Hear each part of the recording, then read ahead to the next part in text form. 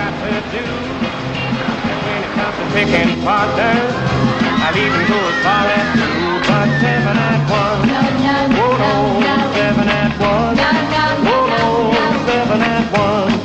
Oh no, oh no. You say you hardly get to going when I gotta stop and take a rest.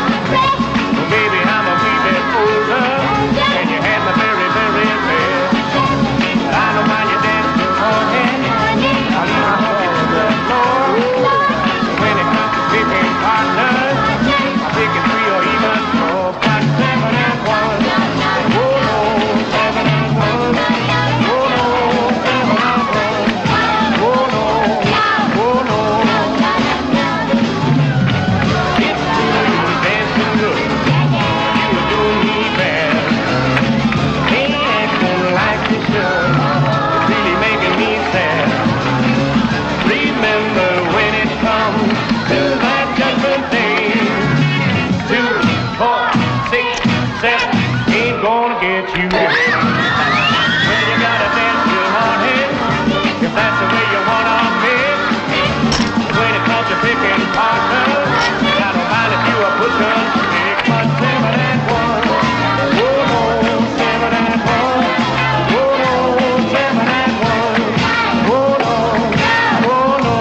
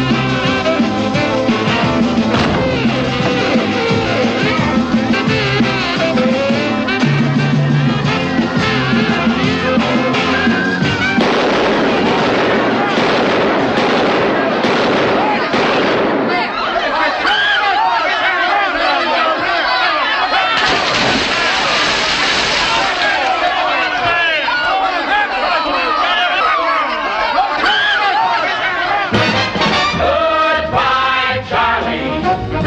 Hate to see you go. Goodbye, Charley. Gee, I'm feeling low. Thought I'm doing you in, someone's doing you in now. Goodbye, Charley. Hate to see you fade. My Charley. Thought you had it made. But they're dumping you off after pumping you off now. Don't you know lechery leads you to treachery? Things boomerang. Someone you trifle with pulls out a rifle without a bang, bang, bang, bang. Goodbye,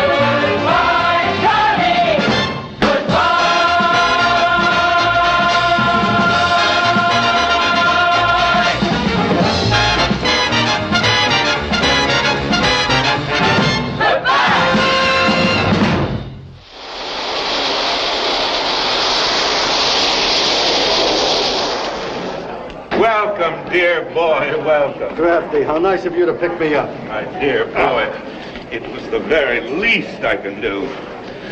I only wish it could have been under happier circumstances. What an awful thing to have happened. Shocking, terrible thing. Porter. Sorry? How was your flight, George? Tiring? Just the first 6,000 miles. I'll bet you we flew over both poles, north and south. Porter. And it wasn't just a flight out of Paris. You know, your cable didn't catch me until I was in Biarritz. Then I had to drive all night long to get back to Paris. And then there was this unbelievable series of foul-ups until I finally arranged to get on the plane. Crafty old boy, I have really had it. I can imagine. But I want you to know I think it was absolutely marvelous of you to drop everything and get here. I really appreciate it, George. And I know that if Charlie knew... Skip it, I'm here because I want to be here. I'll meet you gentlemen at the auto exit downstairs. My car's parked just outside. Black Rolls-Royce MC1. I knew you were hard at work, George, but I just couldn't conceive of anybody else speaking a few words of farewell at Charlie's memorial service. I know. Now, look, I'm going to do my best. I want you to know that I'm not very good at this. Now look. Now, I you'll took be some fine. notes on the plane, but...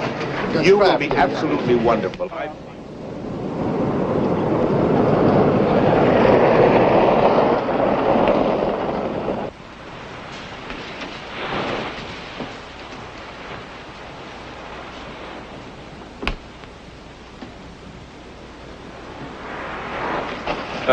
You go in and take care of the crowd. I'll get the bags. Go ahead. Come on, open the door. Come on.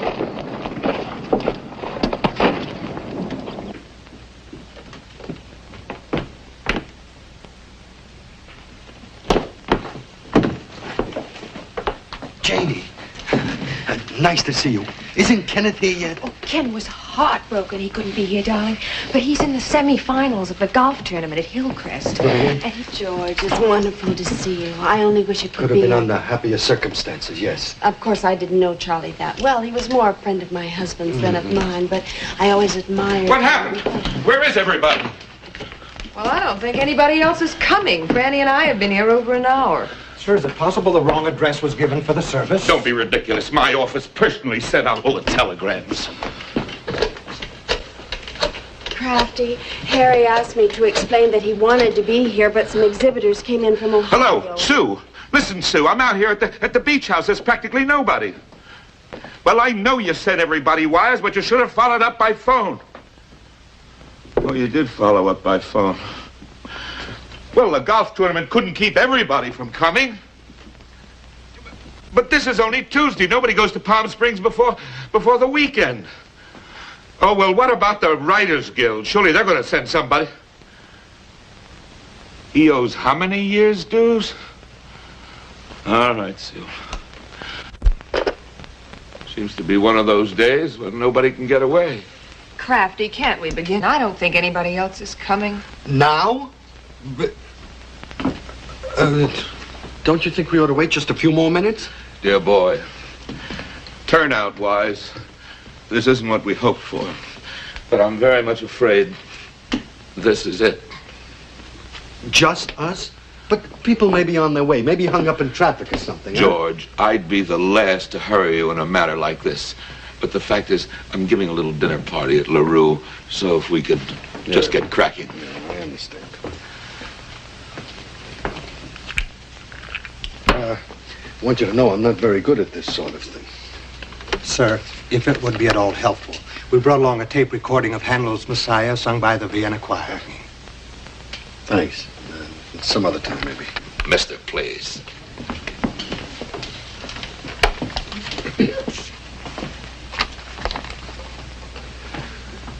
Well, here we are.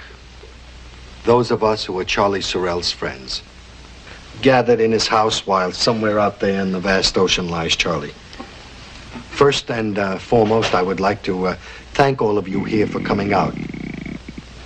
I know that poor Charlie would have been, well, I don't know if he'd been gratified by the size of the gathering, but he would have been pleased to know that those who love him most in life have gathered here to honor him in death. Morton Kraft, his trusted and devoted agent. The lovely Mrs. Salzman, Franny to all of us, who's here representing her husband, Mr. Harry Salzman, the head of Charlie's studio. and Janie, Mrs. Kenneth Highland, whose husband directed several of Charlie's scripts. I'm terribly sorry to be so awkward at this, but it's not an easy task. The rather ghastly circumstances of his actual demise make it extremely difficult to think of anything to say about our poor departed friend. I'm sure we all remember his wonderful zest for life and good living, his superior knowledge of wines. Then, too, there was his superb backhand, and there was his fearlessness on the ski slopes. And finally, I would like to say a few words about his value to the hostesses of this community as an extra man. Now, that in itself, and I'm sure Franny would be the first one to admit, is no mean thing. The number of presentable and unattached men who are available at a relatively short notice is rather limited, to say the least. Oh, what's the use? Charlie was Charlie. What more can I tell you? Some of us loved him and some of us hated him, and some of us loved and hated him both. Anyway, he's gone, and he went, to paraphrase Mr. Elliot, not with a whimper, but with a bang. Well, that's it. I mean, I'm sorry I wasn't more eloquent, but I told you I wasn't very good at this sort of thing. That was beautiful, George. Just beautiful. Just beautiful. Extremely tasteful, dear boy. And if I may say so, very touching. It was so nice to see you again, George. I'm sorry I have to rush off so soon, but I'm chairman of the Beverly Hills PTA, and there's just so much to do, what with the committee. Goodbye, Franny. My best to Harry. I actually didn't think I'd get through with it. I've got a great longing for about 8 days of uninterrupted sleep. Precisely what you need, dear boy. I think you'll find everything here in the house that you require. When you get a moment, you might just glance through these. Charlie's estate. The will named you as executor. Me, executor? Why would he do a stupid thing like that? But don't worry, dear boy. If you'll just glance through this financial statement, you'll see what I mean. The assets are principally this house, his car, and his clothing. The house is heavily mortgaged. There's a big loan on the car, and most of the clothing isn't paid for. All this for back taxes? Didn't he ever pay them? Seldom, if ever. Well, dear boy, as you so aptly put it, Charlie was Charlie. Goodbye, dear boy. Make yourself comfortable. I'll be in touch with you. Goodbye, Janie. Bye, Crafty. George, darling, I really must rush, too. It's been so nice seeing you again, and what you said really touched me. You know, I feel a better person somehow, a little finer and more noble. George, somewhere around this house is a dinner dress of mine. I left it here one night. Well, I couldn't very well wear it home in broad daylight, could I? I understand. You want me to go look for it now? Oh, no, darling. But if you find it, would you just mail it to me? It's an original. Cost $850. Sure, Janie, sure. Thanks, George. Bye-bye. I'll put your bags in the bedroom, sir. Thank you. Excuse me, sir. Yes? Our after-grief service will remove the chairs tomorrow. Thank you. Will there be anything else this evening, sir? I sincerely hope not. Good night, sir. Good night.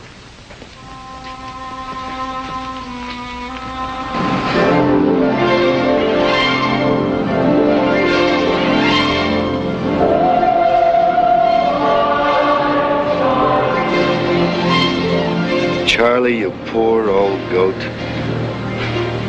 I'm gonna miss you, kid.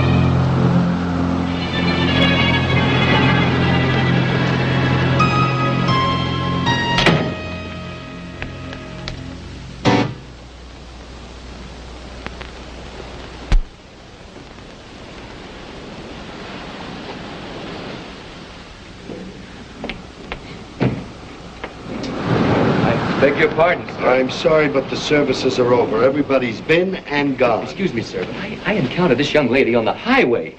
My friend, you and your friend... She's not my friend, but she was... That is to say, she was undressed, and I gave her my coat. You want the Malibu Motel? No, it's nothing like that. I'm on my way to Santa Barbara, a rather important dinner, my mother's birthday, and I'm late already, but she asked me to bring her here. Here? Well, why on earth here? I never saw her before in my life. She didn't exactly ask, but when she saw the house, your house, well, she made me stop and bring her in. So if you don't mind, I'll be on my way and you can take over. Just a minute. For one thing, it's not my house. You don't know me, do you? Do you? Don't she talk? I'm afraid she's ill. Her memory is like amnesia. Oh, come on. No, I was planning to take her to a doctor, a hospital. Well, take her. Take her. No, here. Please. You want Charley Sorrell, don't you?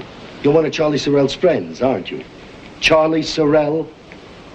Charley Sorrell? Look, sir, she knows this place. She must belong here. And I've got... Good grief! Excuse my language, sir, but my mother will be so disappointed if I'm not there when they bring in the cake. You understand, don't you? You're not leaving here without her. I'll call you tomorrow. You found her. She's yours. Come back! I'm deeply indebted to you, sir. Don't worry about my coat. I hope that the young lady makes a swift and complete recovery. Goodbye. Come back here! She's sick!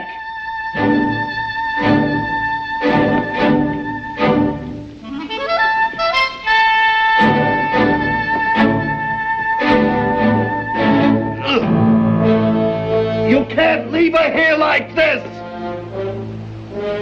Come back!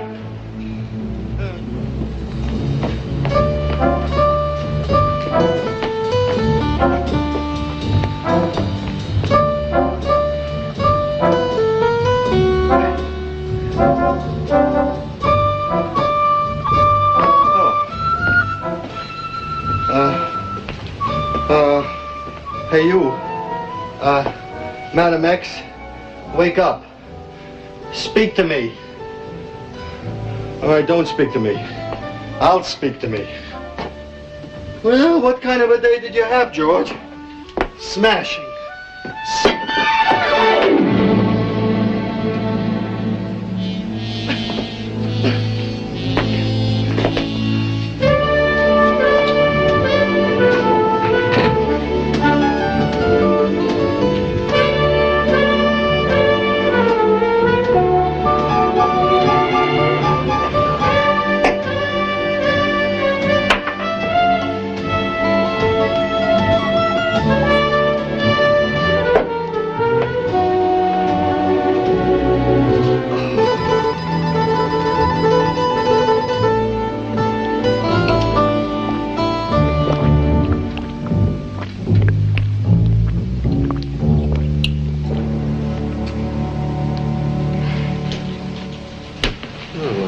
Exactly have to force that down your throat, did I?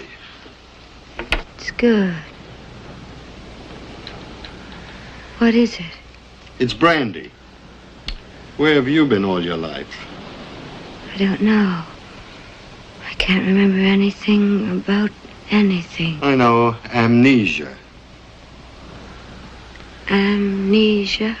No, it's a television disease, but never mind about that. What do you remember? Only being on the highway. The man giving me his coat.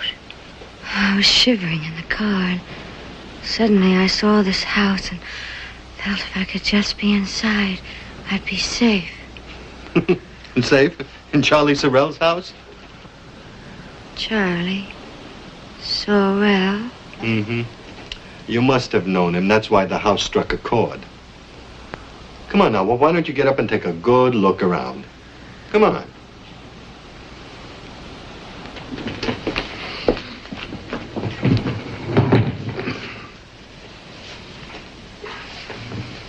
Go on.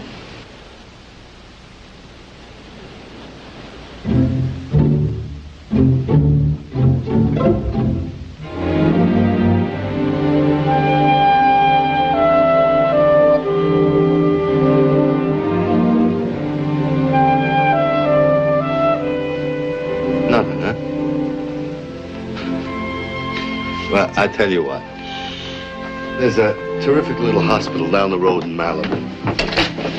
I'm gonna phone for a cab. Please, no. Please, yes. Please, let me stay. I'm sure I'll remember something here. Just till the morning. Please. Till the morning? Are you kidding? You may not know it, but you're a very pretty girl. And furthermore, you're not dressed for house guesting. And in addition, how do I know but you may have a husband the size of a house that's out looking for you right now?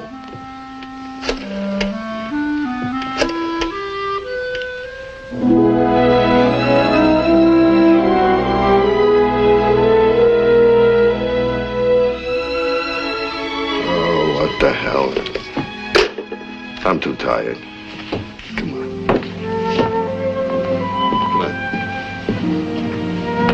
Come on.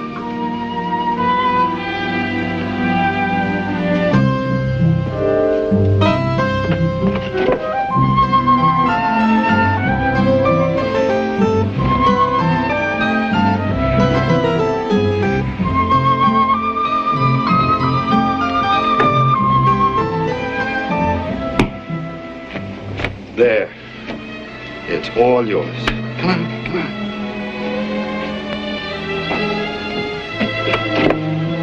Bathroom's here. Now, the first thing in the morning, in sickness or in health, we make other arrangements. Right? Good night. Thank you. What's your name? My name? My name? But now you got me doing it. My name's George Tracy. George Tracy. My name won't mean a thing. Charley Sorrell, that's the one to concentrate on. This is his house.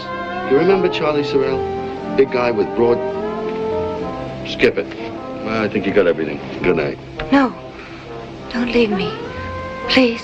Tell you what I'll do. I'll leave the door open, but that's the best I can do. Good night.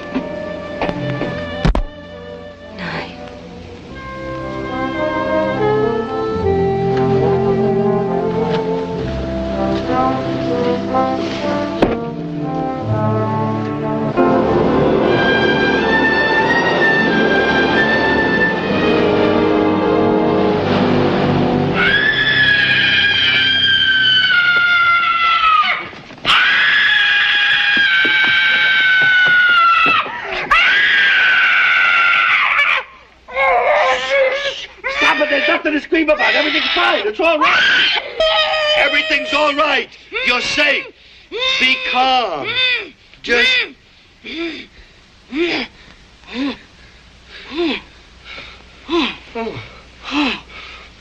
For a little girl, you have the lungs of a deep sea diver. What was it, a nightmare? Huh? George, don't you know me? Yeah, I know you. You don't know you. That's your problem. George, look at me. Will you please go to sleep? George, it's Charley. It's Charley Sorrell. Now, I'm Charley Sorrell. Okay, miss. Okay. Anything you say. Anything at all. But will you please go to sleep before I hit you over the head with this lamp? Oh.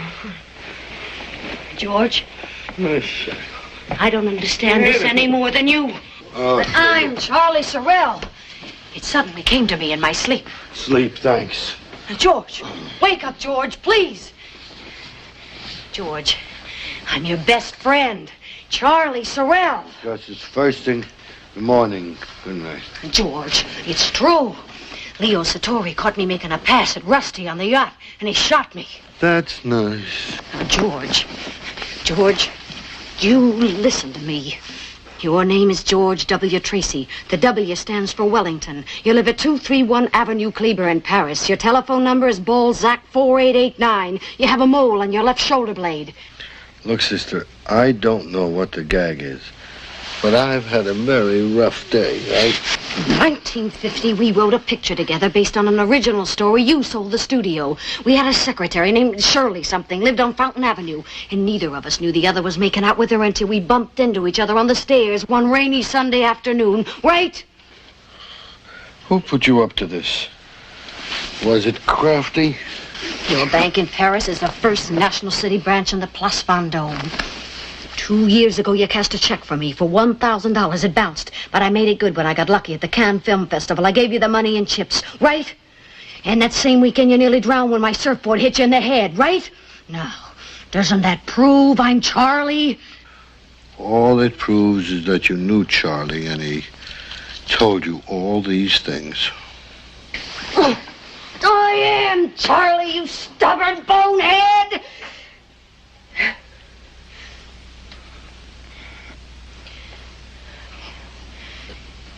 What about the time you took that producer's girlfriend, the redhead, to Tijuana for the bullfights, but you got stuck there because it turned out she wasn't an American citizen and didn't have a re-entry permit? I get it.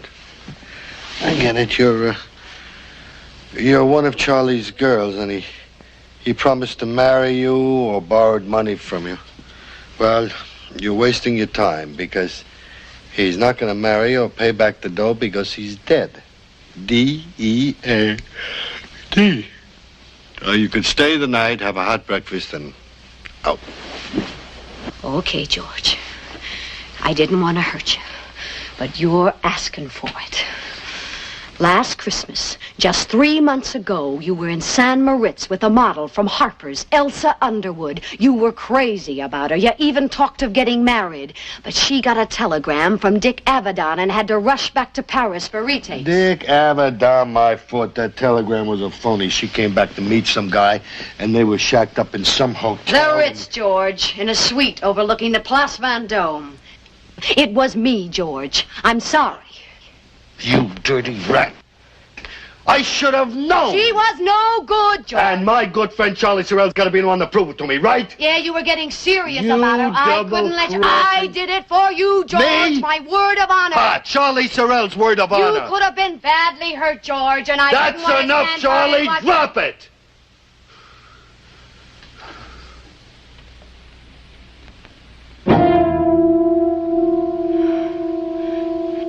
You know who I am now. Don't you, George?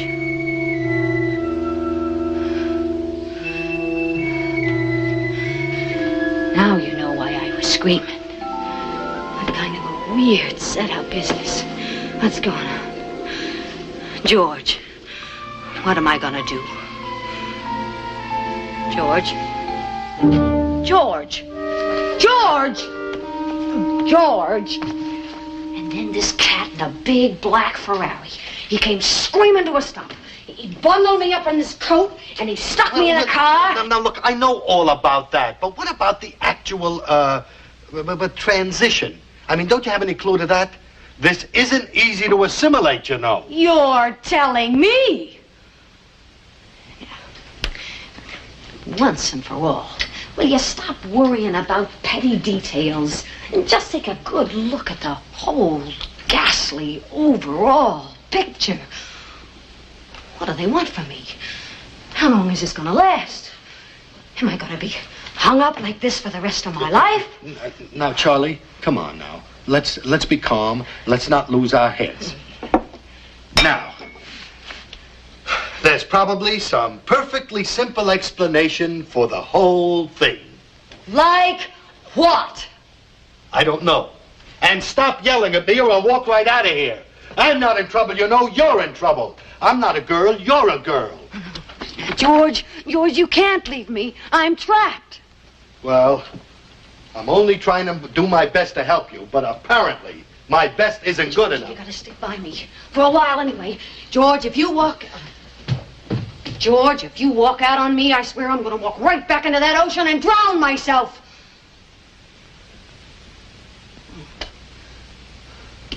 The way they got this thing rigged, I'll probably bounce right back. Like a yo-yo. Well, all right, Charley, but no more flare-ups, okay? Get calm. Yeah. Okay, yeah. Attaboy. I'm calm. Steady, steady. Mm-hmm. Okay. I'm steady, and I'm calm. Now what? Now, the thing is to look at this as calmly and as realistically as possible. You, Charlie Sorrell, for reasons that we don't understand and probably wouldn't even care to discuss, are no longer a man. You're a girl. If only it'd been anything else. If only I'd been washed up on that beach as anything. Animal, vegetable, mineral, but not a girl. Not a girl. Oh, come on, Charlie. It's not fair to indict the entire sex. I thought you liked girls. In fact, that was one of your big problems in life. Well, let me tell you a thing or two about those gorgeous girls, George. Nuts! Dangerous, psychotic, truly demented cuckoos. As cute and cuddly as a flight of tracer bullets. They can have lovers the way other people eat cherries. But if you take another girl, even to lunch in a drive-in, whammo! They lie to me and to you, to their husbands, to their lovers, to their analysts, and the cashier in the supermarket. Oh, I know I've been accused of treating girls badly, George, and I have. But only in self-defense. Charlie, suddenly the whole thing is blindingly clear. What whole thing? This thing that's happened to you. There is an all-wise, all-seeing providence, and you are its special baby. What are you talking about? It's the Old Testament speaking. The master plan. An eye for an eye. A tooth for a tooth. Cut it out, George. You're scaring the hell out of me. But there's a grandeur about it that's staggering. All your life, you've taken advantage of women. You've been the wolf, let loose on the Assyrian fold. And now, the punishment has been created. Custom-tailored, in fact, to fit the crime. The tables have been turned, Charlie. Instead of pitching, you are the catcher. What a horrible thought. It's as though I'd been a gourmet all my life, and now suddenly I'm a lamb chop. George, do you realize I hit you with my left? Huh? You did? Oh, yeah, it's okay, Charlie. Canada, George, it was my left. My famous left hook. You always said it was lethal. You should have gone down like a sack of oatmeal. Yeah.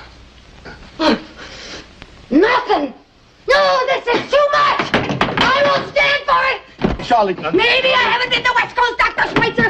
No, Charlie. Maybe I do deserve Charlie, some kind of a that's okay. payoff. We're gonna work this out together. We're gonna work this out together, Charlie. Now relax. Yeah. Be calm. Okay. I'll get you a drink. Now just be calm. Yeah. I'll get you a drink. Right.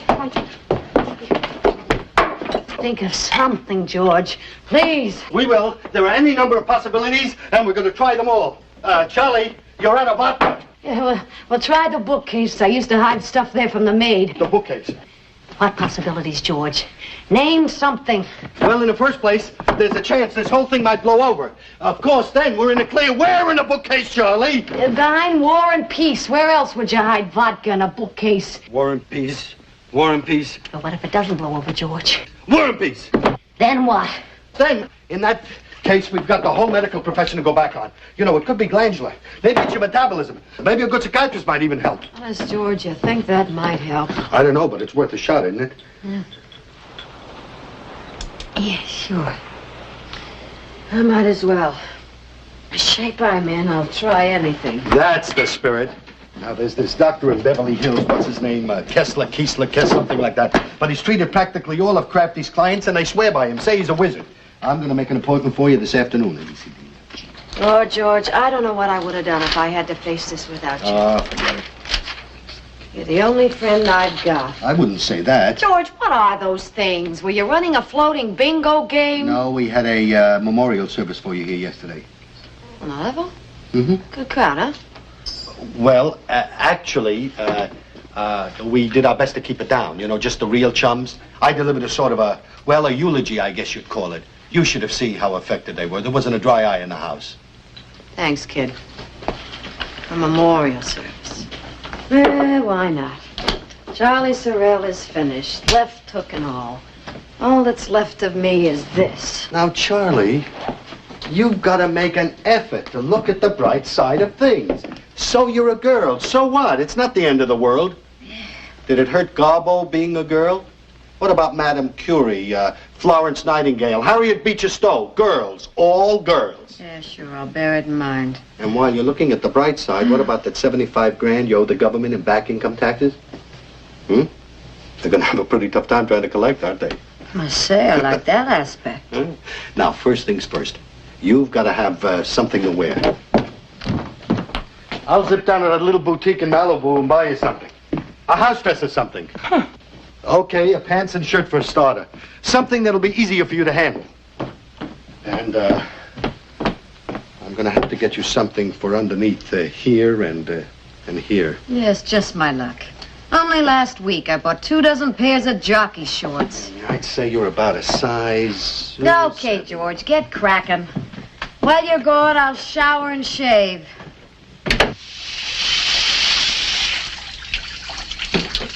Here's something, Charlie. A basic concept of religious life in ancient Egypt was the principle of reincarnation. That's you, Charlie, reincarnation. In general, the transmigration of the soul was reserved for those who had on earth led worthy and wholesome lives. And these fortunate souls returned in the form of birds. You want to try flapping your wings, Charlie? Similar beliefs... Hey, George, come here. Huh? George, look at this. Similar beliefs existed among certain prehistoric Inca and Mayan peoples. However, the priests thought that souls survived on Earth as a living shrub, tree, or other foliage. And...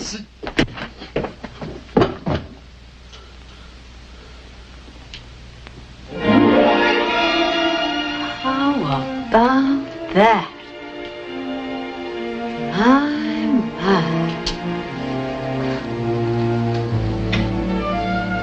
Good old Mother Nature.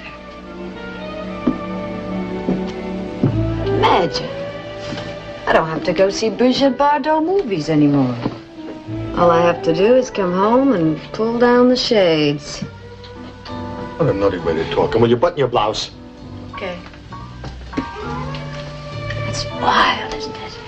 I feel so darn, well, feminine. In the bathroom, I had a sudden desire. It came out of nowhere to paint my toenails. Paint your toenails? What are you, some kind of a... Now look, right now we have an awful lot of business to discuss. Your affairs are in a terrible mess.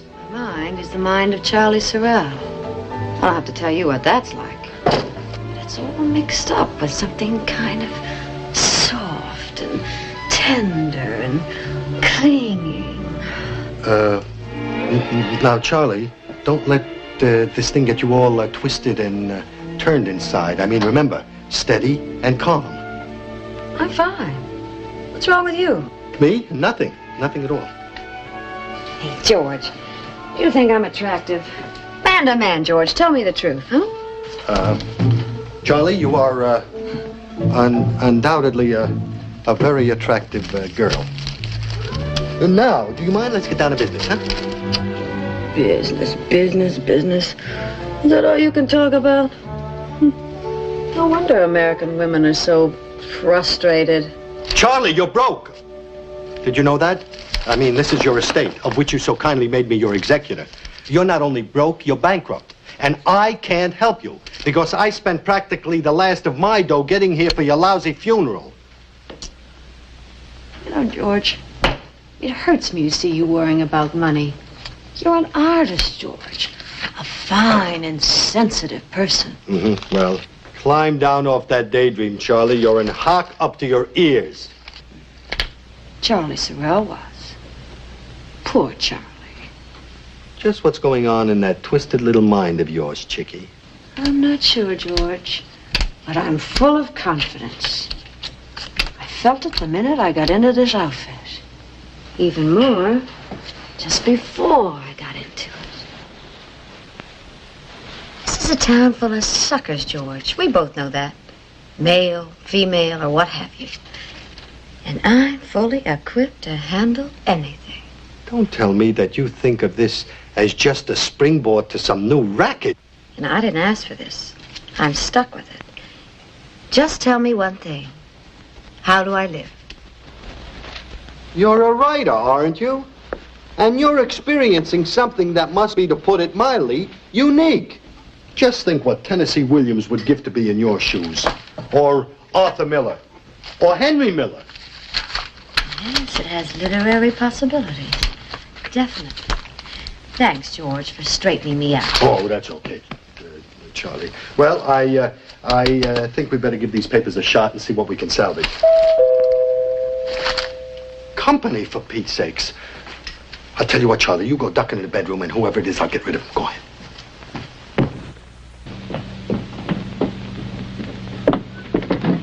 Hello. Oh, how are things in Santa Barbara? Oh, very nice. Thank you, sir. Good. I was driving into the city, and I thought I'd just stop and... Oh, of course. You want your coat. I'll get it for you. Just a minute. Your coat. Oh, no, sir. No, I didn't come for my... Sorry, sir.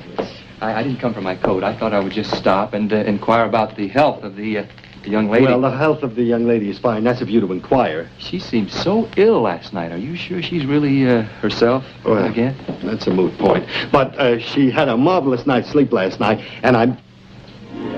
Hello. Oh, hello. Won't you come in? Yes, with pleasure. Gee, you really are better, aren't you? I'm glad. It's so good of you to be concerned about me. Thank you. Oh, thank you. Permit me to introduce myself. I'm Bruce Menton, III. George Tracy, and this is... Mrs. Charles Sorrell. Mrs. Charles Sorrell. I'm delighted to meet you. Mrs. Sorrell? Yes. I'm a widow. Oh, I'm sorry. It was tragic, really. I lost my husband. One of the finest men I've ever known. Taken from me. Cut down in the sunshine of his youth, talent, and beauty. But life belongs to the living. We must go on. And we have 1,000 things to do. I want to thank you for your kindness last night. Oh, I was only too glad to be able to help. Oh, I mean, there I was, wandering around in that awful state. I might have been picked up by just anybody, some awful person, instead of by a gentleman. Thank you. Oh, I know a poor widow's gratitude isn't much, but... Oh, it is. It means a great deal to me. I mean, to know you're well and recovered makes me very happy. Oh, that's very kind to worry about a total stranger. Of course, now that I'm well, we don't have to be strangers. Hello, Dr. Kessel's office? Yes, I would like to make an appointment, please. It's an emergency. Mrs. Charles... No, not next Thursday at 4 o'clock. That's out of the question. Well, couldn't you ship one of your patients? This emergency might explode any minute. Oh, thank you. Are you driving that sweet new Ferrari today? Yes. It's marvelous in black. My favorite color. It's mine, too. That's the new 4 carburetor model with a special sports body by LaFranco. Mother ordered it for me last birthday. I hope you'll accept a ride in it when you're fully recovered. Oh, with pleasure, Bruce, with pleasure. Oh, my goodness, look at the time. Oh, I'm awfully sorry. I have to run. I must get into town and do something about my hair. It's a mess. George! Oh, George, dear, I'll need the keys to the car. Oh, and, George, you still have that charge account at Saks Fifth Avenue, don't you? Wait a minute. I just need a few things. Thank you, George. Isn't he marvy? I don't know what I would have done without George through this whole thing. Bye, Bruce. Excuse me, George. Excuse me. Just a minute. George, I'm in a terrible rush. Well, slow down. Now, what was that disgusting little two-shot in there? I was only trying out the new equipment. And George, it really works. It's dynamite. I really had his motor racing. I haven't done anything yet. Saks is out. I got you an appointment with this Dr. Kessel at 3 o'clock. Here's the address. Who? The psychiatrist. Me? Oh, I don't need that now, George. I'm fine. But you don't know how tough it is to get an appointment with this cat. Why don't you keep it, George? Me? Yes, you're in terrible shape. You could crack up any minute. I'm really worried about you. See you later, George. Excuse me, sir? Mr. Tracy, may I ask you a question? Have you any personal, that is to say, emotional interest in Mrs. Sorrell? I admit to you, frankly, I'd like to see her again. But not if I'm trespassing on... I happen to be his best friend. That is, our husband's. And in his will, he made me executor. That is, his executor to her estate. Now, that's quite clear, isn't it? Yes. Then it's all right with you if I call on Mrs. Sorrell again. Quite honorably, of course, I assure you. Thank you, sir. Thank you very much. And may I add, sir, you've made me very happy. Very happy indeed. See you then. May I help you? Yes, I'd like the works. Everything? Yeah. Everything. You're new here, aren't you? Honey, I'm new everywhere. May I have your name, please? Mrs. Charles Sorrell. Well, I see Franny Salzman is having herself done today. You know Mrs. Salzman? I know her. She doesn't know me. But you might tell her I'm here. She's not in yet, but I'll be glad to tell her. Will you follow me, please? Yes, love to.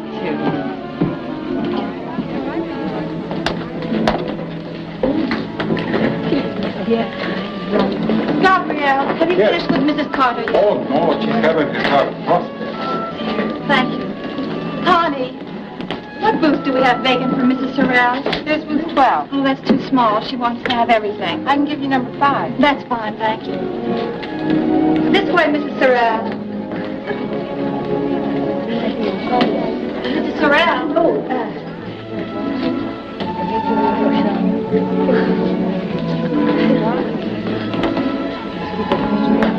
Sydney! Sydney! Sydney! Well, look what those fools have done to me! Look at the color of that! It's fine. It's exactly what I wanted. Don't worry about a thing. You'll love it. Oh, brother, those clothes. Now, if you'll just slip into this smock. Crazy. And I'll send an operator right away. Thanks a million. You've been true blue.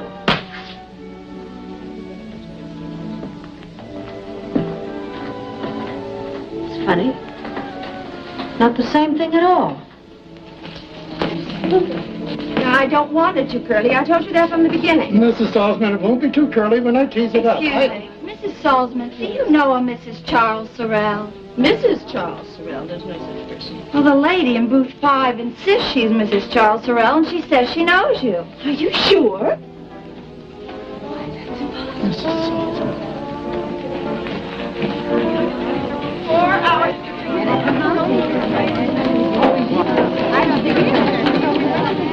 Jane, you'll never believe it. It's the most fantastic thing. You'll have to talk louder.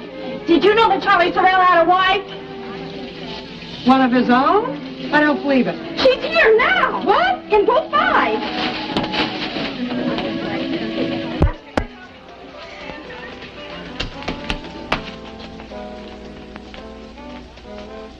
Come in, girls. Come in. Let me guess. Which one of you is Franny Salzman? Oh, I'm Franny, and this is Janie Highland. Oh, yes. My husband often talked about you. You were married to Charlie? You seem surprised. Oh, no. It's just that he never mentioned having a wife. Well, he wanted to keep it a secret. He was afraid it might hurt his career. I know what career he meant, too. I hate to speak ill of the departed, but I'm afraid Charlie was just a teeny bit naughty. You know how men are. And I'll say one thing for Charlie. He was all man. Oh, he always told me what he'd been up to. And I cried a little, but I forgave him. He told you? Always? Oh, he was like a little boy. So winning, so dear to me.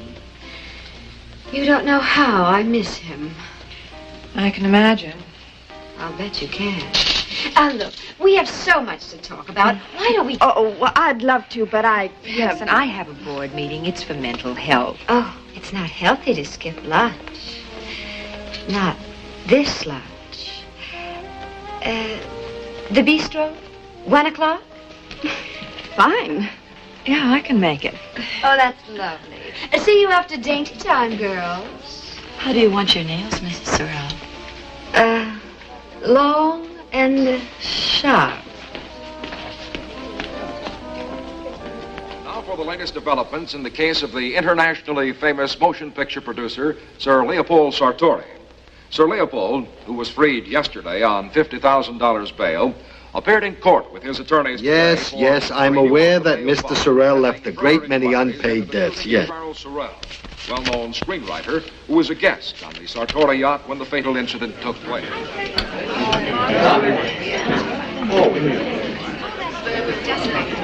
Janie, will you sit over here and Franny wrap this up? Thank you. Now, I notice you're not wearing a wedding ring. no. Now that I'm a widow, there's no use cramping my style. I know it may sound heartless with poor Charlie moldering at the bottom of the ocean, nothing but fish bait, really. But after all, we're not living in the dark ages when a wife used to throw herself into the flames. I mean, it's not as if Charlie had been faithful to me or anything like that. Shall we order now? Captain. You know, I had a very special reason for wanting to talk to you girls. Really? Yes, I'm not going to bore you with any figures, but the fact is, Charlie left me practically penniless. Now, I could stay here and try modeling, or maybe even the movies. I'm sure you girls would want to help me, or your husbands. But what I'd really like to do is to get far away from Hollywood, maybe back to Europe. Unfortunately, I'm penniless. Oh, that is too bad, sweetie. You must let me help you. Oh, and me too. I'd love to help you get away from all these unpleasant memories. Oh, I knew Charlie's friends would be my friends, too. Oh, waiter. A couple of blank checks and a pen, please. Yes, ma'am. After all, you would only need a one-way ticket, wouldn't you? When everybody goes economy class these days. Yes, and for a while you'd want to live quietly. Well, for Charlie's sake, I'd have to keep up some appearances, but I could get by nicely on $10,000. That's only 5 and 5. Oh, well, frankly, dear, I'm dying to help you get away, but not quite that far. That is true, sweetie. All right, girls. If you can't help me with cash, maybe you could give me some advice. Oh, all you want. Like a shot, sweetie, like a shot. Please, that word. Sorry. I'll have to fall back on my one other asset, Charlie's diary. It would make the most marvelous series of newspaper or magazine articles. Hollywood Bachelor by his wife, or Midnight at Malibu. Charlie kept a diary. Writers, day by day. And sometimes when he was rushed, hour by hour. But you know, with all this publicity going on right now, I think it would bring a terrific prize. Thank you. Now, who do you think would be the best agent for that kind of a deal? Or perhaps you could ask your husbands. There's one entry that would make a play or a movie all by itself. It's about a weekend in San Francisco, a wild night in a tattoo parlor of all places. And about the time he and a certain young lady were locked up overnight in Disneyland. Apparently to Charlie, nothing was sacred. Think of it. Disneyland.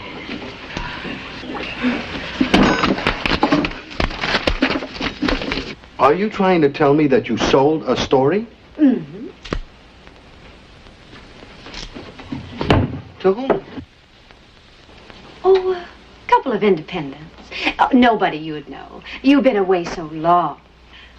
Well, that's great, Charlie. The down payment was 10 grand. There'll be a lot more. Oh, a lot more. I'm doing it as a posthumous memoir of Charlie Sorrell. Well, that's terrific, Charlie. You ought to do it in the form of a diary. George, that's genius. A diary. Why can't I ever think of things like that? Oh. Hello? This is the seaside home of the late, great Charles Sorrell. Who? Oh, yeah, he's right here. Here, George. Hello? Who? Yes, put him on. You will not believe who is calling me on the phone. Sir Leopold. Hello, Leo? Mm-hmm. Yes, that's right. Yes, I heard it on television. Congratulations. Yes, it's a very good picture of you. No, it doesn't make you look a bit old. What? Tonight? You're not serious. Are you ready for this? Yeah. He's giving himself a coming out party, and he's got the nerve to invite me. Party? That's wonderful. No, I'm sorry, Leo. I couldn't possibly make it. Oh, yeah, you can. You know, it's, I just got off a plane. It's been a very long flight. You know, the change of hours and everything. Listen, I'd better take a rain check. Hold on for a second, please. What are you doing? I want to go. You will go to his party, the man who killed you? Live and let live, please, George. No! Leo, can we keep it open? If I can possibly make it, but don't count on it. Goodbye, Leo. Right. You and Satori at his party to celebrate his release for murdering you. That's not only indecent, it's insane. Welcome home,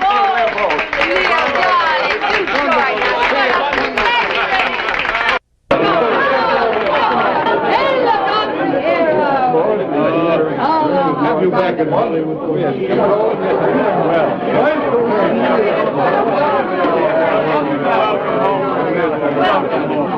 Oh, my friend, my very dear friend.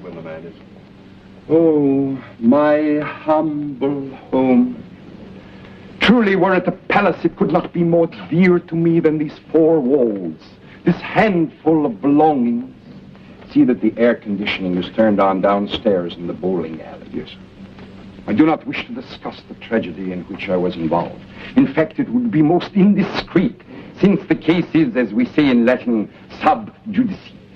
However, my experiences have already inspired me to embark on a new film based on the imprisonment of Galileo, starring Richard Burton. Bravo! Stefan, bring me a cable blank immediately. I will wire Dickie an outline of the story straight away. Yes, sir, Leopold. How can I describe to you how I felt when the great prison doors clanged open and I was a free man, with the green earth under my feet and the clear blue sky up above? So, Leopold, how long were you locked up? About 45 minutes. Rusty, dear. Pardon, Sir Leopold, if the champagne is ready to serve. Champagne? Oh, forgive me.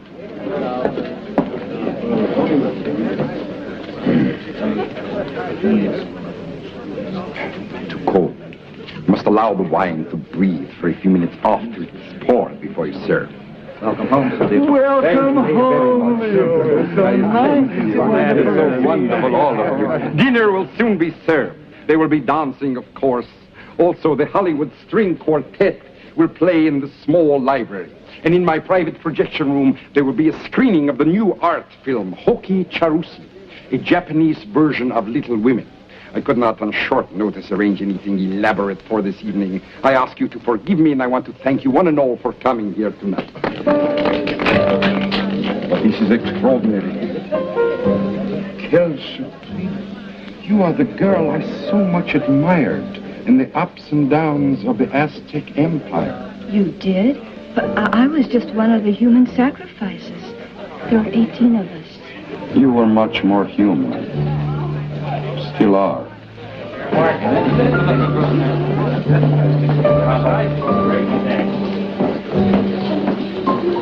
Good evening, Mr. Tracy. How nice to have you back again. Thank you, Rivington. Good evening. Where's Sir Leopold? Mr. Leopold, he's in the cellar, sir. Where's the little girl's room? Oh, the powder room is at the top of the stairs, madam. Thank you.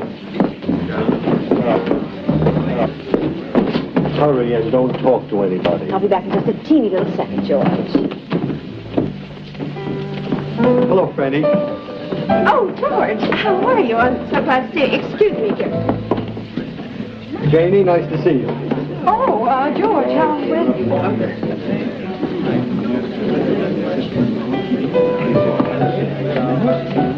My darling, the Sartori Foundation, which I created to help young and unusual talents, has one remaining scholarship. We will discuss it in the greenhouse behind the pool. I want you to see my orchids. A bientôt, chérie. Well, if it isn't Bat Satori, the fastest gun in Beverly Hills. George! Welcome! Did you come alone, George? No, my date is, it's in the powder room. Anyone I know? No, it's a new face. Could I have a double scotch over the ice? Make it a triple. George, I want to thank you for coming tonight. I thought, well, after all, you were Charlie's best friend. I was, I am, and I guess I always will be. But that was a private thing, and it doesn't make you my enemy. I hope you beat the rap.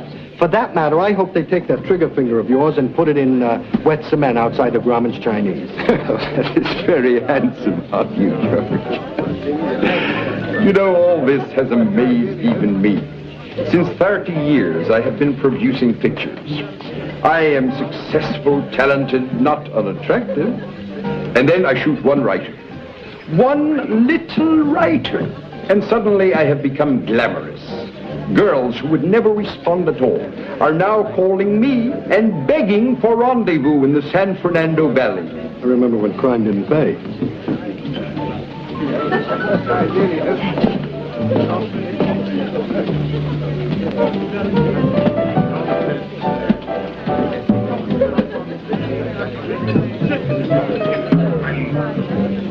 Oh, there you are, George. May I present our host? My house and I are yours to command. Leopold Sartori.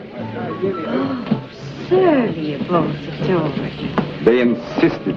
The Queen was such a lovely woman. George, you are not going to introduce us properly? Of course. I'd like to present Mrs. Charles Sorrell. Mrs. Charles Sorrell? You are the wife of Charley? Widow. If I were not Hungarian by birth, I would be speechless. What a scene. The best friend, the widow, the killer. George, why don't you go somewhere and write it? My dear, if I could undo the wrong I have done you, if I could bring Charley back now, tonight, I wouldn't. It is the greatest compliment I have ever paid a woman. George, I cannot allow you to pass up the dramatic opportunity of a lifetime. Go into my private library. There you will find paper, typewriter, everything you need. Lock yourself in. Go, write. My dear, you are exquisite. Like the fragile beauty of an early Mozart quartet. Like the fire and depth of an El Greco. Like the cool perfection of a Cellini. You're still here? Like a mountain carved by Gutzon Borglum. Are you seriously making a play for me? In a word, yes. But don't let me rush you. We will discuss it later after dinner. It's your fault that I am a widow. That's Sir Leopold, too big a man to hold a grudge. Right. Besides, my dear child, someday you'll thank me. You feel no remorse? Not even a twinge? You put an end to the promising career of a brilliant young writer. My darling, it is my painful duty to disillusion. Poor Charley's talent was gone. He had become a hack writer. I will have my valet make a tracing of the marks of your fingers upon my face. Et tout à l'heure, chérie.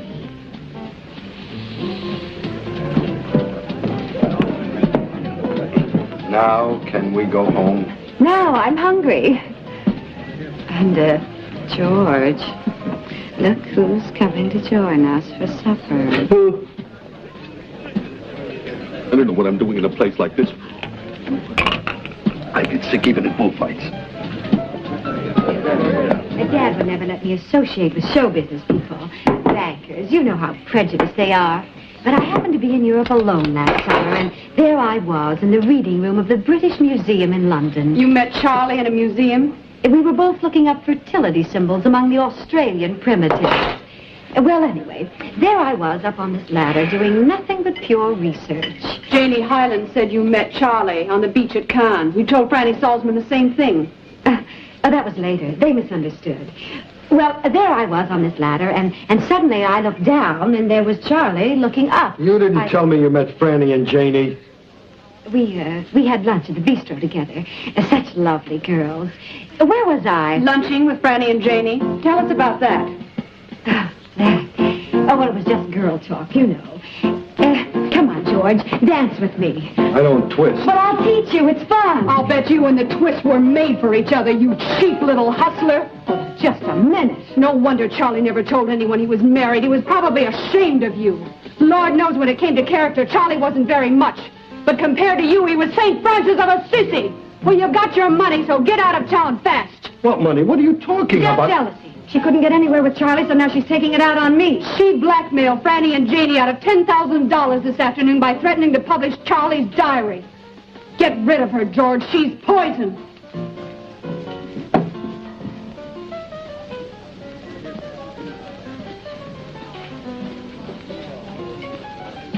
Friend Charlie, the writer. George, you don't understand. I had to have money. You said so yourself. Yeah, but I didn't know what you were willing to do to get it. What am I doing that's so bad? A couple of rich, spoiled broads, and I'm relieving them of a few bucks they'll never even miss. And don't forget, women owe me something. After all, didn't I get shot in the line of duty? And the way that Rusty laid into me, I thought she was my friend. You don't have a friend, Charlie. You never had. Just victims and suckers, and I ought to know because I was on the list. Well, I'm through. I'm quitting the mob. I'm going straight. Okay, quit. You're such a Boy Scout. What do you think this is out here, a Sunday school with swimming pools and palm trees? Well, it's not. It's a dog-eat-dog civilization, and if you want to get the first prize, you've got to get the first bite. All right, Charlie, you're right and I'm wrong. But there's one thing I think you ought to know. You know that memorial service we had for you? Well, there weren't 50 or 60 people, there were 4. Your agent and 3 friends. The 2 girls you hijacked today and me. And next time they'll be able to hold your memorial service in an airmail envelope. Well, goodbye, Charlie.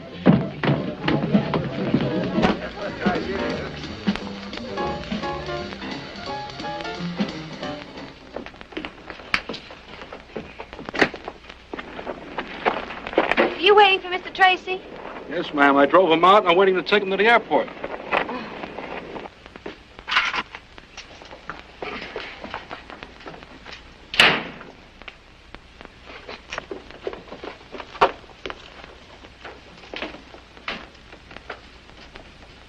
Hi.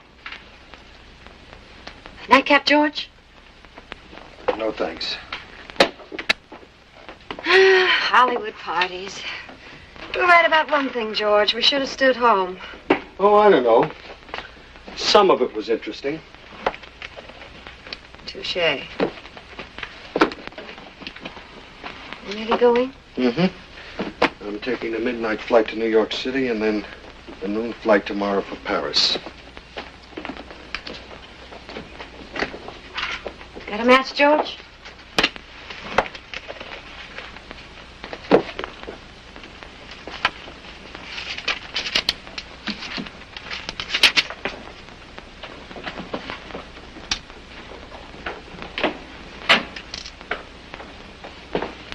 Look, George.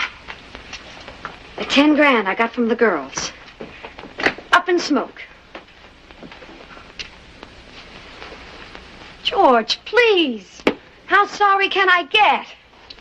You don't need me, Charlie. I do. Oh, George, will you give me a chance? I was a fink and a hustler for 36 years, and now suddenly I'm an ingenue. But this is only my first day. I don't know how to handle it. So I reverted to type and I did something lousy. I know it. I admit it. Okay, Charlie. I guess it was only natural. George, if you go, I'll panic. Not you, Charlie, not you. I'm not Charlie. I'm whatever this is. A throwback, a werewolf, something from the deep lagoon. And I'm scared. I'm scared, George. But at least this way, with us, I can talk to you.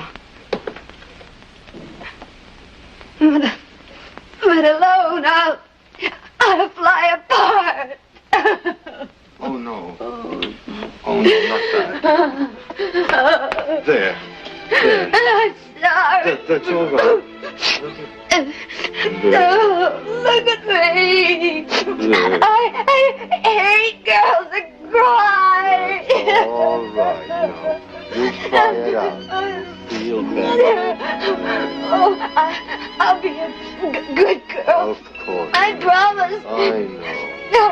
I won't do anything bad. Yes. No, I'll get a job as a waitress or a maid. No, don't worry. I'm here. I'll take care of you. Oh, George. Oh, thank you.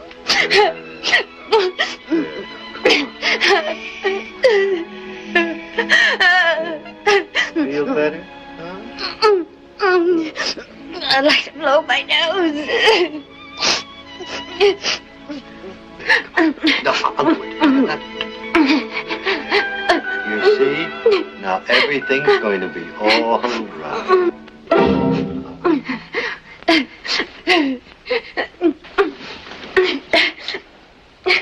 What's the matter? Matter? We were practically necking. It was nice. You and me, that's nice. I felt so secure. Wanted. Wanted? Well, I can't help it if I'm feminine, can I? I need affection. I don't know what's gotten into you, George. You're always getting hung up on small, helpless girls. Well, here I am. No, George, you promised. I promised and I'll stay, but not here. I'm going to get a room down at the motel down the road, and we'll talk about it in the morning. Don't bother seeing me out. I got a cab waiting. Goodbye, Charlie.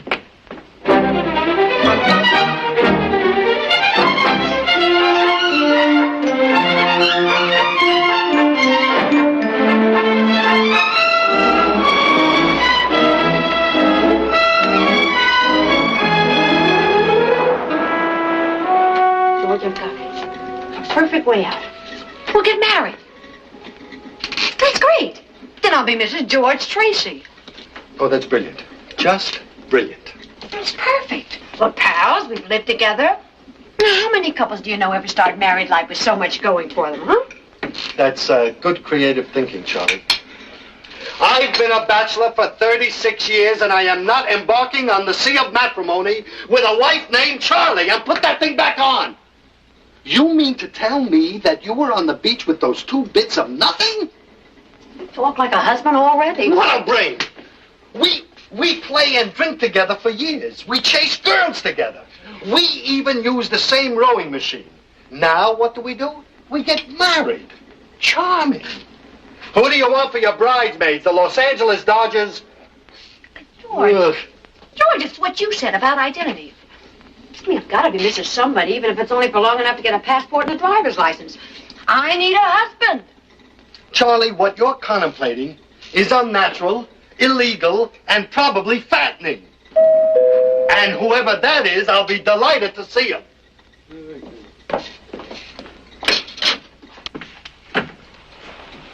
Good morning. I hope I'm not intruding. Bruce, how nice.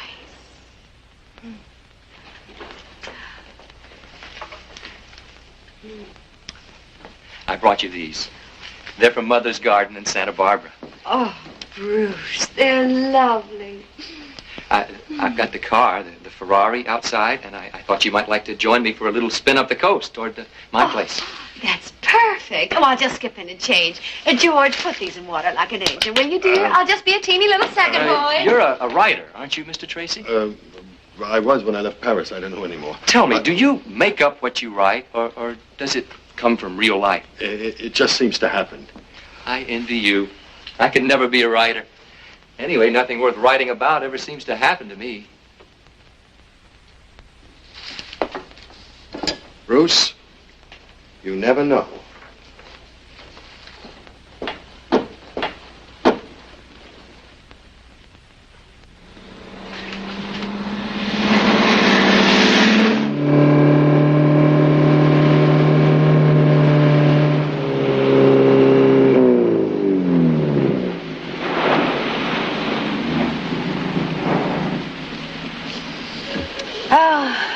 Beautiful. Where's the house? Oh, it's 5 or 6 miles up that way. Light? Oh, yes.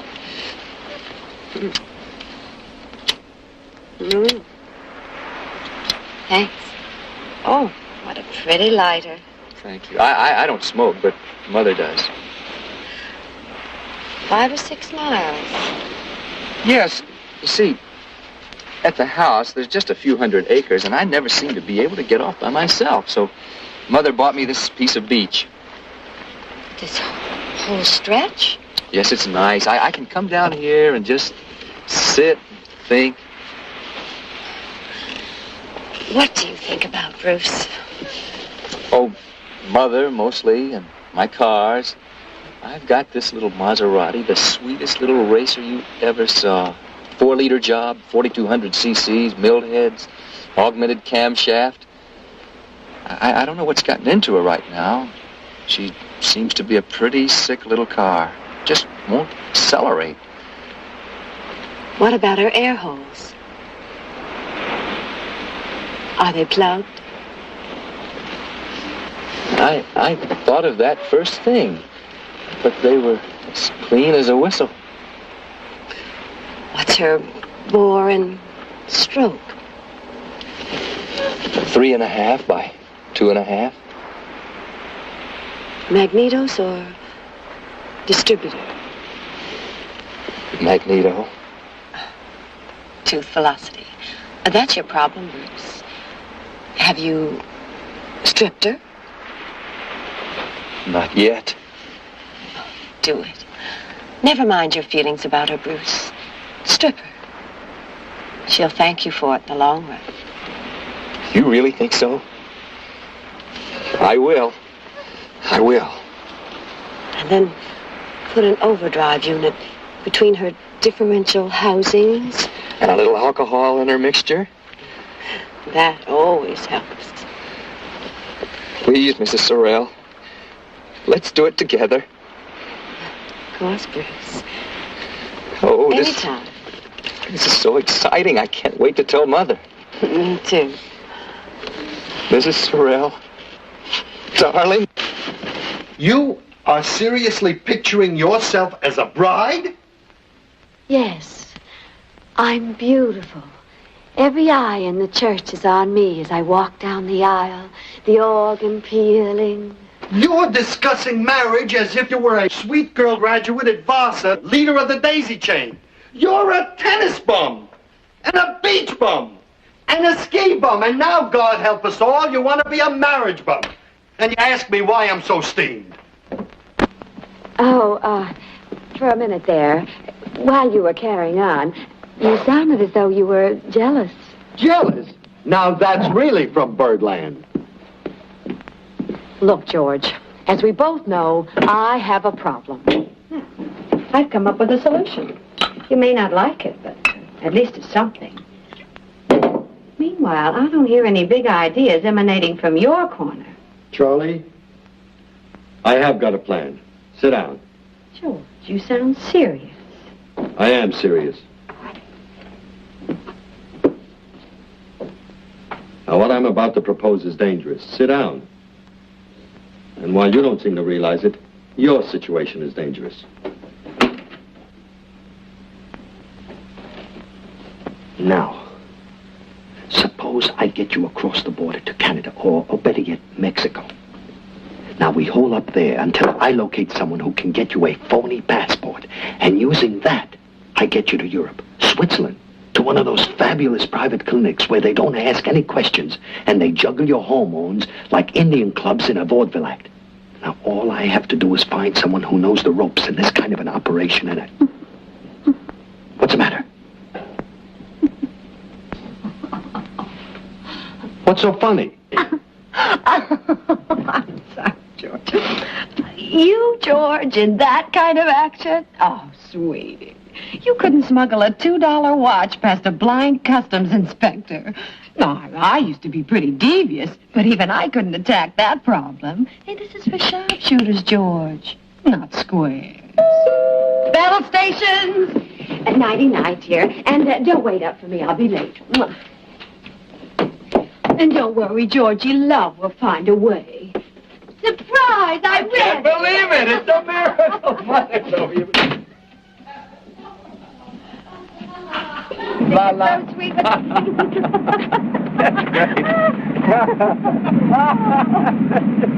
Oh, my favorite. This is my favorite. I love it. Thank you. That's your Douglas Fairbanks.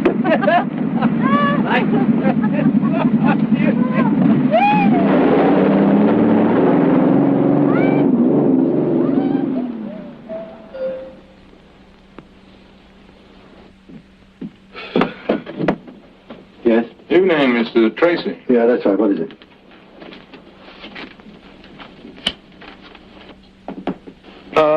The inspector. What can I do for you? I've been assigned to the Sorrell case. Oh, I should have known who you were by your raincoat. Can I take it for you? No. The Sorrell case, huh? Well, there's not much to that, is there? I mean, it's an open and shut case. It's a Leopold, jealous rage, a crime of passion, and there you are. I like the way you put that. Well, that's the way it is. I mean, according to the newspapers, it is. Mr. Tracy, do you mind if I sit down? Well, yeah, of course. Thanks. Oh, that's better. A drink? I'm on duty. Oh, I'm sorry.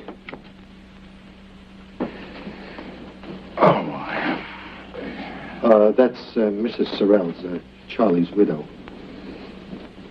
Oh, is she staying here too, Mr. Yes, Tracy? well, she is. I'm not. I mean, I was staying here when she came. I left and moved to a motel down the road. Oh, that was the widow then. It was leaving just before I ran. Yes, that was the widow leaving.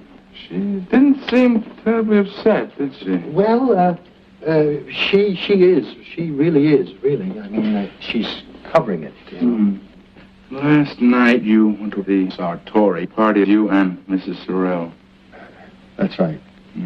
The widow and the best friend socializing with the murderer? That's your business. Oh, that's very interesting. Mr. Tracy, do you mind if I take a look around? Not at all. Why should I mind? You should. I don't. Thank you.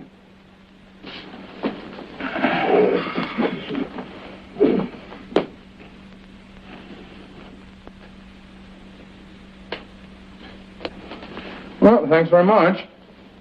That's all? I'll take that drink now, Mr. Tracy, if it's still available. You mean now you're off duty? No, now I'm thirsty. Bourbon on the rocks. Bourbon. Well, this is very kind of you, Mr. Tracy, and I certainly appreciate it. I just hope that I'm not putting you to any kind of inconvenience. No inconvenience at all. It's just that I, wondered what you were after. Ah, well, if I knew that, good luck.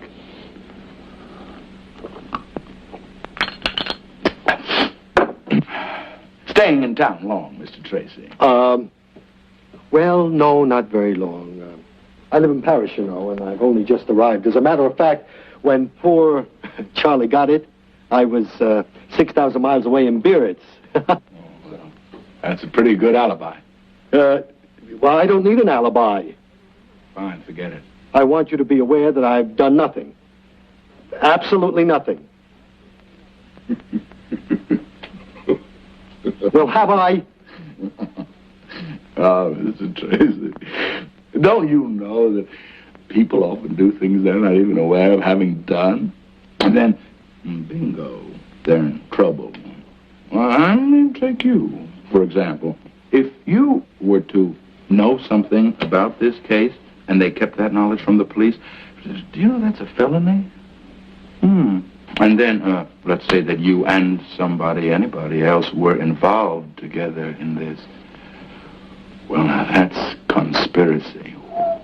That's a felony, a real felony. And then, of course, there are a lot of little side dishes like fraud and perjury and subornation, and hell, you're up to about 175 years already. And you've hardly done anything. Well, you see what I mean, Mr. Tracy. Good night. I see what you mean. Inspector.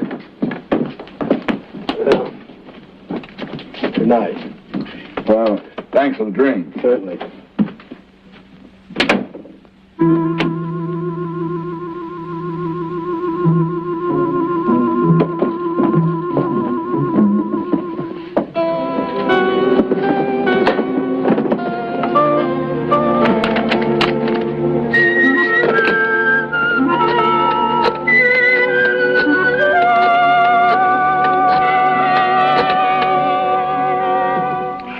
Leopold Sartori, George Tracy calling.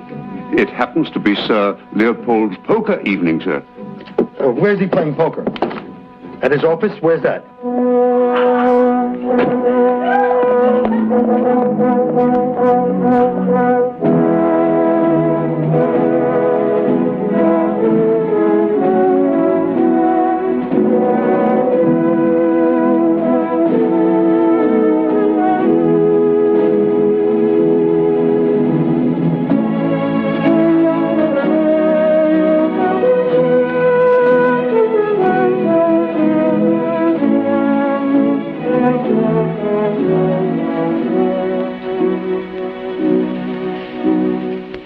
Mother. Striking, isn't it? Yes. Oh, you won't be meeting Mother this weekend, I'm afraid. She's in San Francisco on business. But you're seeing the house, and the house is Mother. Mother won't have a decorator, you know, not in any of our houses. She feels very strongly about anything that gets in the way of her own personality. I'd say Mother was barking up the right tree. Yes. Oh, this is the television room. Oh? Oh, yes. Of course. Now, shall we have a little something to drink? We? You and I? Both of us? Of course, I'm not a teetotaler. Not on special occasions. Mother's birthday, when a Republican president's inaugurated. Is this one of those special occasions? I hope it will be. Go on, Bruce. Oh, it's, Charley. Charlene, that's beautiful.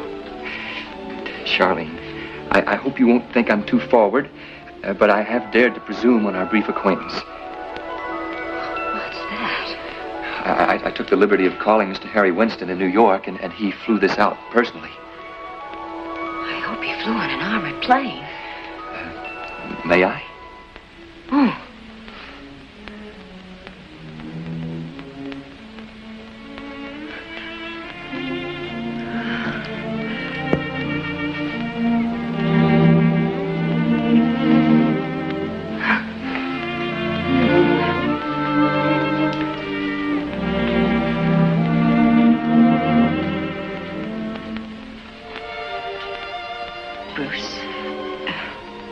Going to be difficult for me to say because of the way I feel, but I'm going to have to insist on a rather long engagement. You are? Yes. I'm as eager as you are, Bruce, darling, but I can't just let you sweep me off my feet now, can I, Bruce? Oh, my dear, yes. No, this mood you're in, it's so masterful and overpowering. It's dangerous. You feel that, don't you, Bruce? Oh, I know what you're thinking, Bruce, darling, that Las Vegas is only an hour's flight from here and you want to whisk me there and marry me tonight. And there are those all-night charter flight services, but we have to fight these impulses. And my goodness, the way you drive, we could be at the airport in minutes, and oh, that would be awful, wouldn't it, Bruce? Yes. Yes? It would never work. No, of course not. I mean, driving to the airport at this hour and all that traffic? No. I'm chartering a helicopter. By the time we've had our little celebration drink, we'll be on our way. I can't fight you any longer, Bruce. You're too strong.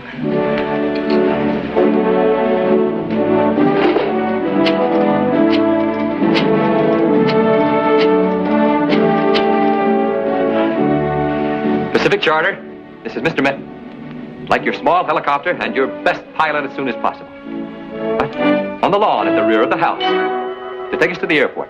I'll also need your small jet for a charter flight to Las Vegas. Right. Thank you. Oh, Charlene, darling, that drink.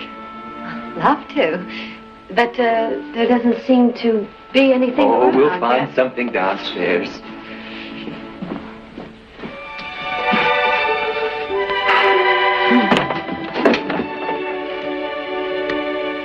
I'd better go first. It's a little dark.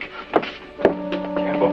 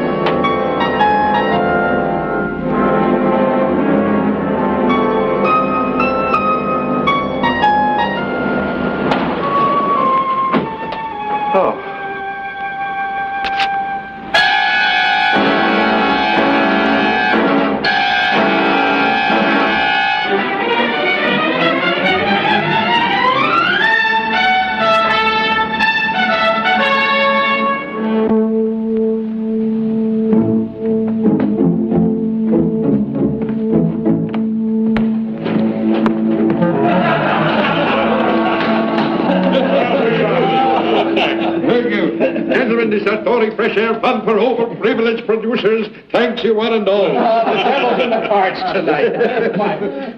Giving him cards like giving firewater to the Indians. I can have more fun in a concrete mixer. Good night, Leo. Good night, gentlemen. Good night. George, what a pleasant surprise. Are you alone? Yes, come in. George, sit down. Sit down. Do you care for a drink, a cigar? Leo, I've come to ask a favor. The biggest. Ooh. It's the sort of thing I've never asked anyone. And I wouldn't dare approach you if I weren't in a real jam. You, George? Yes. A respectable citizen? What is it, George? Your library books are overdue? Come on, Leo, don't joke with me now. It's much too important to me, and it means too much. All right, George, I'm sorry. I understand. Please, go on. I want to smuggle someone who hasn't got passports or papers to Mexico and then from there to Europe. Well, good luck, George. I say that with all my heart. But, Leo, give me a clue. Where can I go? Where can I get some help? George, this mysterious someone you speak of is of which sex? What has sex got to do with it? Perhaps it's just the way my mind runs. Oh, I see. Well, it's a girl. Ah? And, Leo, it's very important to me, and I have to act on it tonight. But why no passport, George? Is she a fugitive? No. Actually, she has a passport. But you see, she's married, and it's a joint passport. Oh, I see. And you do not wish to invite the husband along on the trip. Yes, in general, that works out best. Is it someone I know? No. That is, they're not in films or on the stage. They're civilians. Leo, you've got to help me, or I'm finished.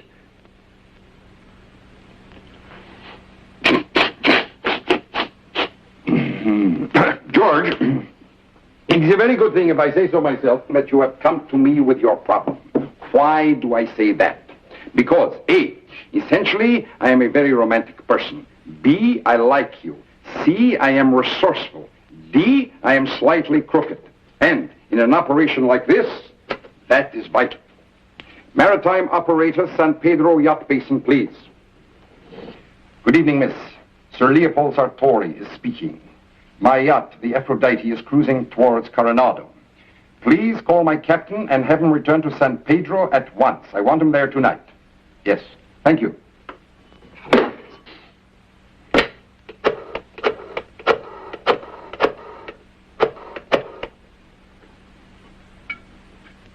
Rafael, Sartori, buenas noches, amigo. I will need your help later on tonight, say in 2 hours. I want your fastest motorboat and 2 of your most reliable men. What? No. They need not be armed. San Pedro Yacht Basin in 2 hours. Right. George, my dear boy, you are practically in Mexico with a glass of tequila in your hand and your lady friend by your side. You don't seem pleased. It's just that I guess overcome is the only word I can think of. What a really terrific guy you are. No. Come on now, don't shrug it off. You've done something for me tonight that I'll never forget for the rest of my life. And you've taught me one very important lesson. Never judge anybody by appearances only. Up to now in the past, I've always thought highly of you as a picture maker. But I'm ashamed to say I had a very low opinion of you as a man. Forget it, George. Forget all about it. We all make mistakes. Never. And I would like to add one final word. If anyone dare criticize you in my presence, I can assure you they will have me to answer to personally. I appreciate that, George. I find it deeply touching. Leo. And now for the next step. Yes. The travel documents. I will need to be alone for that, you understand? Yes, I'm completely in your hands. Good. Go to the bistro. Yes. I will contact you there in 2 hours. Yes. Say nothing and wait. Bistro, 2 hours, and wait. Sir Leopold, is it all right to clean up in here now? Yes, come in. Leo, I want to thank you for... Pasquale, Sartori. Come sta? You are alone? Splendid.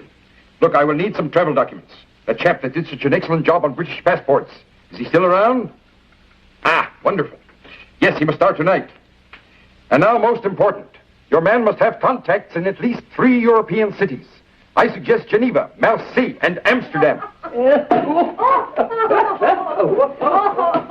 it. Oh, it's so funny.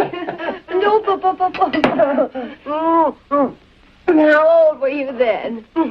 Hey. But so I said, Mother, why must you always go too far?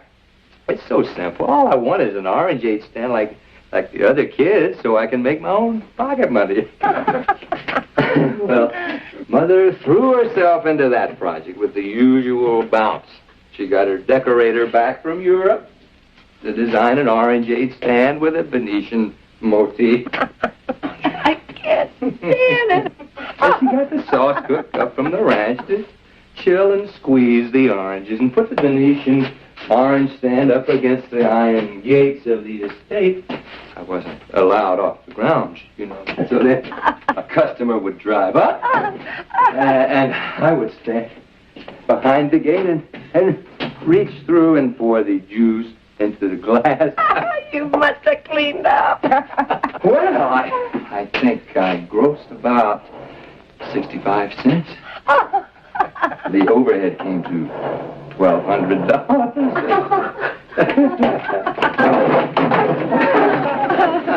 Well, it must have been wonderful to grow up that way with everything. Sure, must have been. Always had everything. I never did anything.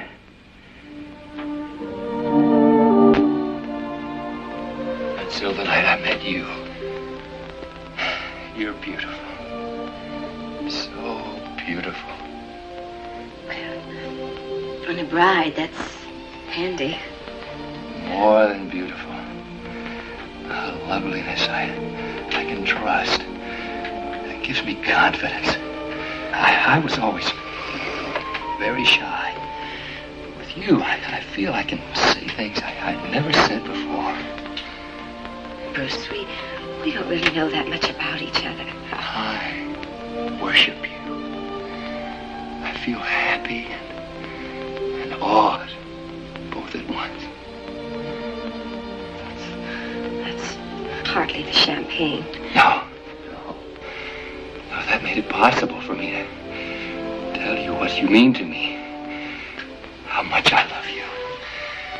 It's as if all kinds of marvelous music and beautiful, beautiful poetry were all mixed up inside me.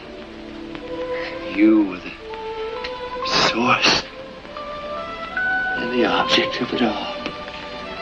Now listen to me, Bruce. I might not be like that at all. You don't know. How do I love thee?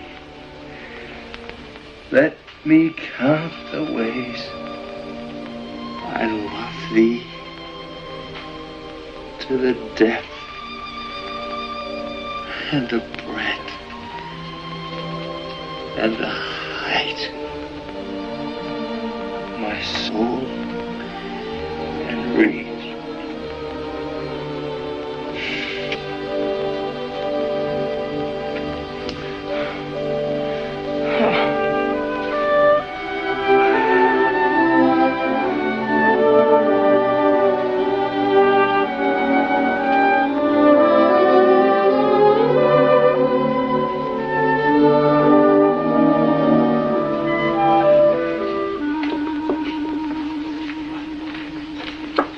Kurt, you sure there haven't been any phone No, calls for Mr. me? Tracy, I'll promise. If somebody calls, I'll let you know.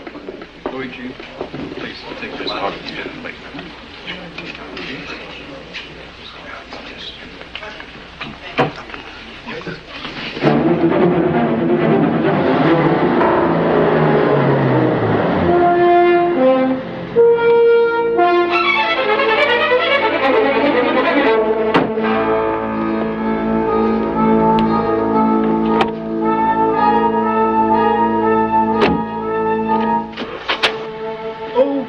Mr. Tracy. doing, Reverend? Is Sir Leopold at home, do you know? No, Sir Leopold hasn't been back Well, since he left this morning. I can find him.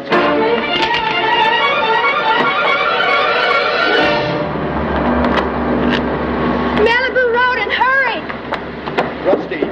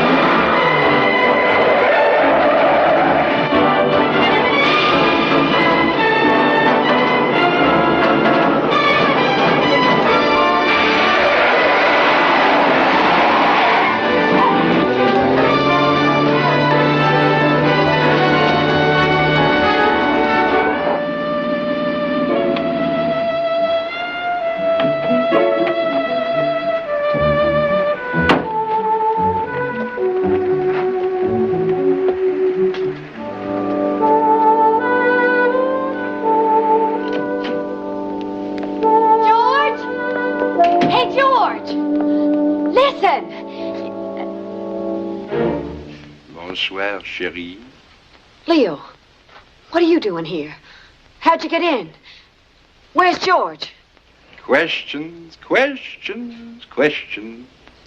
George is waiting, patiently, I hope, some 45 miles from here. I came in from the terrace door, which was open. And while I was waiting, I slipped into one of Charlie's leisure jackets. Excellent fit, don't you agree? And now, my dear, why don't you slip into something more comfortable? That heavy dress. Leo, I'm honestly very happy you came here tonight. This is true? Yes, I want Then what are we waiting for? I want to talk. Come, moon of my delight. Leo, I want to talk to you. Of course, later we will light cigarettes, relax, chat about all sorts of things. Now, Leo. Your skin is satin, your body a maddening monument to pleasure and excitement. No, this can't be happening to me! Oh, George was right! This is the punishment that fits the crime! You speak in riddles, my gorgeous sphinx.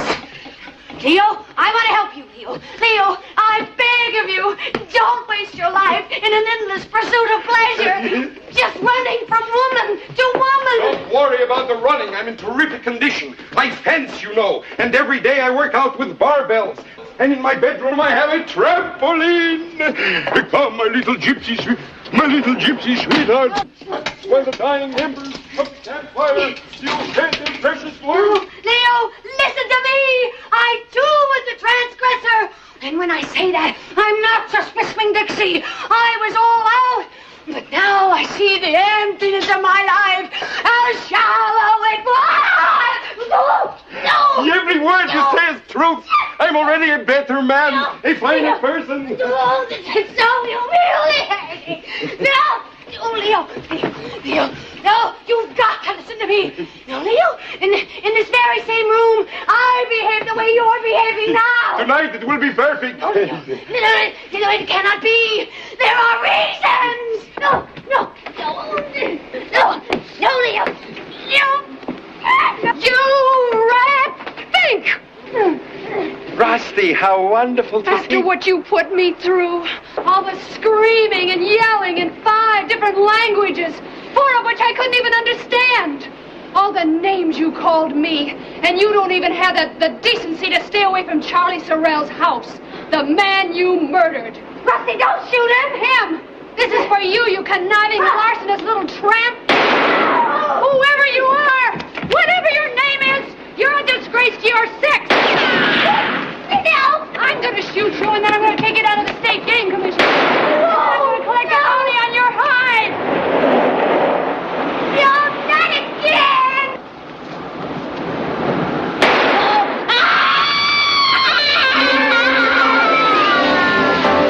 Charley! What? Goodbye, Charley. Stay and be the song. Charley! Goodbye, Charley. Hate to see you go. Charley! Charley! He's insane! Charley!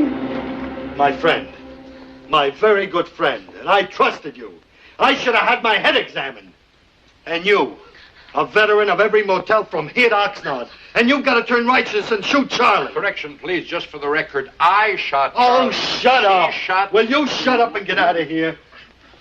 And do me a favor, don't bother driving carefully. Because as far as I'm concerned, you... What are you doing? Calling the police. Will you put that phone down? George, tell me. This unwritten law, the right to kill in defense of your home, do you think it will work twice in the same week for the same home? Put that down. But George, the police, they will investigate. Will you forget it? Go home and act as if nothing's happened. I'll take care of everything. George! This is the most beautiful act of self-sacrifice on Will your you part, and get I will- out? Get out of my life. Go home and shoot each other. All right, come, my poor wife. I will take you home. I have learned a profound and lasting lesson from the tragic events of this past week.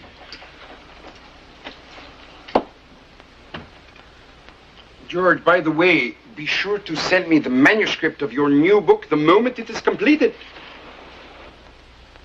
Bye, sweetie. It was nice seeing you.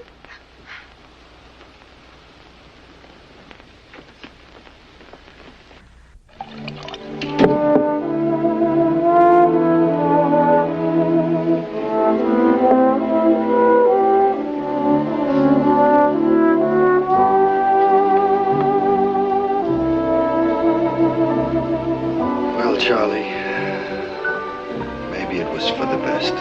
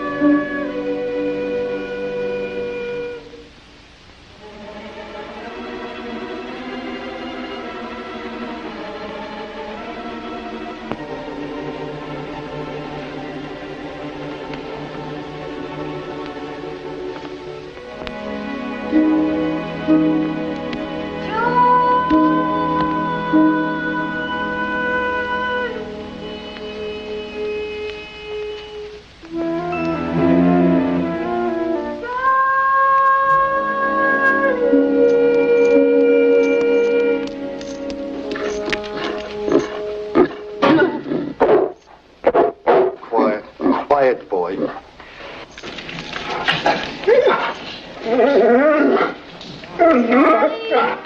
Charlie! Charlie, get down. Charlie, down, boy. Oh, I'm so sorry. He got away from me. I hope he didn't frighten you. I was just walking him along the beach, and he suddenly bolted for your house. He's harmless, really, Charlie. What's your name? Virginia Mason. Where do you live? About a half mile down the beach. How long have you lived there? About 8 years since my parents bought the place. Their names are Ralph and Helen Mason. Say, you all right? Could I ask you a question? You are a girl, aren't you? I mean, you've always been a girl, never anything but a girl? I swear it. Thanks. Say, how much of this have you had? An awful lot, I don't remember. Well, do you mind not staring at me quite like that? I feel like I'm having a physical for life insurance. I'm sorry. I think I need a drink. I think you need food. When did you eat last? I don't remember. No wonder you look so terrible.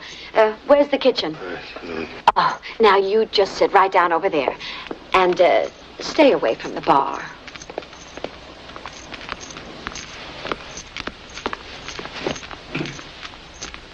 Say, you're really stocked up with the necessities of life. All you've got is olives and pickled onions and stuffed olives and, let's see. We have ketchup, chili, corned beef hash, and corned beef hash. Why don't you just scramble it all together? How about some corned beef hash? I love it. Have you got a can opener? Yeah. Boy. Oh, Charlie. Say, isn't that nice? He likes you. Yeah, wonderful. All right, come on now, Charlie. That's enough now. It's too crowded in here for all of us. Come on, I've got some cooking to do. Come on. All right, Charlie. Be a good boy and sit right there. Sit. Sit. Atta boy. Why do you call him Charlie? I don't know. Seemed like a good name for him. He likes it. Hey, you look like you know what you're doing. I love cooking. Of course, I don't really do too much of it. You know, really, for one person, it's not much fun, so you just... Oh, thank you. So you just find you don't do too much of it. I only come to the beach on weekends, so I don't... Oh, I teach school, you know, Westwood, elementary grades. I have a little apartment, and I have... It's a bachelor apartment? I'm single, if that's what you mean. You don't look as though anyone's been feeding you too regularly. I'm single, too, if that's what you mean. Oh, what do you do? I'm a writer. Oh, what's your name? George Tracy. Oh, of course. George Tracy. I read your last book. Wasn't bad. It wasn't meant to be. Where do you live? Paris. The fact is, I just arrived a little while ago. I'm due to go back any minute. Oh. It's, on the other hand, it's just to finish a book. I could, I could do that anywhere. Oh? Right here, in fact.